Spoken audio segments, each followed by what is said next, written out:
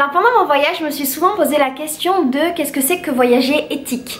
Moi je faisais des trucs mais je me disais est-ce que c'est bien, est-ce que c'est pas bien, est-ce que j'ai raison, est-ce que c'est vraiment bien, parce que des fois on pense qu'on fait bien mais en fait on fait mal, tout ça.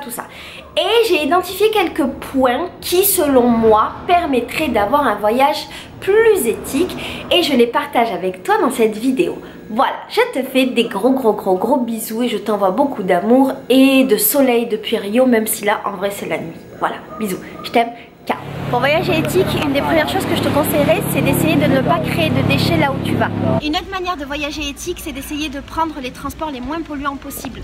C'est-à-dire par exemple des bus avec beaucoup de monde, du vélo, de voyager en canoë-kayak, en pédalo. J'ai vu un mec qui voyageait en pédalo. Il y a plein de manières de voyager éthique.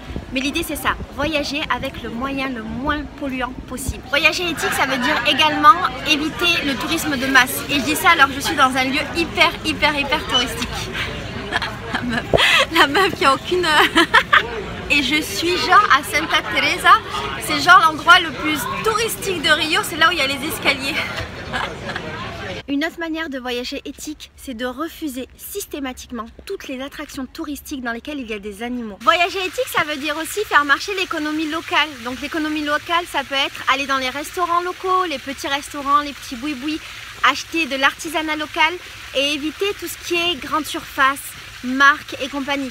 Voyager éthique, c'est aussi décider de ne pas aller dans les grands complexes. Tu vois, par exemple, au lieu d'aller dans les grands hôtels, les hôtels qui prennent de la place, qui sont dans la nature, qui utilisent beaucoup d'énergie, tout ça, bah simplement aller dans des petits hôtels, des trucs éthiques, des trucs familiaux. Ça, c'est une manière de voyager éthique. Ce que tu peux faire aussi, c'est aller dans les établissements qui sont plus éthiques, plus en phase avec la nature, qui ont des valeurs. Par exemple, quand j'étais en Thaïlande, j'ai été à Swansati, c'était un centre de méditation, et là, en fait, tout tournait autour de la nature, et l'endroit était en accord et en harmonie avec la nature. Et c'était pas un endroit qui avait empiété sur la nature. Et là, ça change complètement la donne. Si tu es dans un hôtel, tu peux aussi demander à ce que ta serviette ne soit pas changée tous les jours. Parce qu'en fait, c'est pas vraiment nécessaire. Voyager éthique, ça veut dire aussi ne pas gaspiller la nourriture.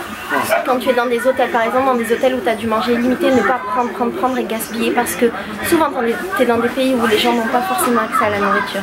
Si.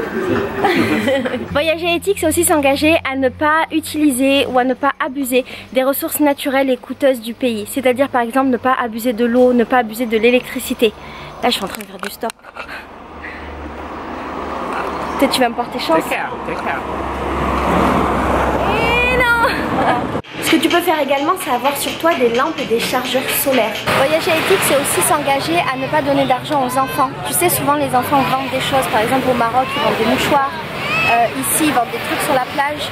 Et voyager éthique, ça veut dire ne pas donner d'argent aux enfants parce que si on donne de l'argent aux enfants, on encourage les parents ou les adultes qui sont derrière à ne pas les envoyer à l'école pour pouvoir continuer à vendre des choses dans la rue. Voyager éthique, c'est aussi décider de s'adapter aux coutumes vestimentaires du pays dans lequel on se trouve. Voyager éthique, c'est aussi décider de respecter l'économie du pays. Respecter l'économie du pays, ça veut dire ne pas essayer de gratter, de marchander en permanence. Il y a des moments où on peut le faire. Il y a des commerces où on peut le faire, mais on ne peut pas le faire tout le temps et avec n'importe qui. Quand on est face à des gens pauvres qui par exemple vendent de la nourriture dans la rue, on ne peut pas se permettre de marchander. Voyager éthique, c'est aussi ça.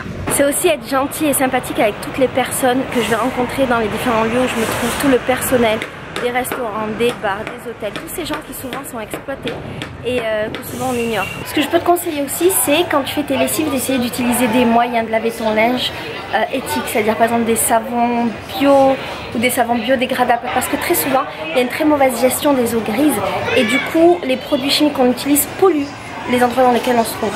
Voyager éthique, ça veut dire aussi ne pas polluer les espaces dans lesquels on est, comme par exemple faire du tourisme avec des 4x4 ultra polluants dans le désert. Un exemple. Ça veut aussi dire quand on est dans un endroit qui est écolo, quand on se douche dans la nature, ne pas utiliser de produits chimiques, par exemple des savons, des gels douche, ce genre de choses. Voyager éthique, c'est aussi d'essayer d'apprendre la culture du pays dans lequel on se trouve.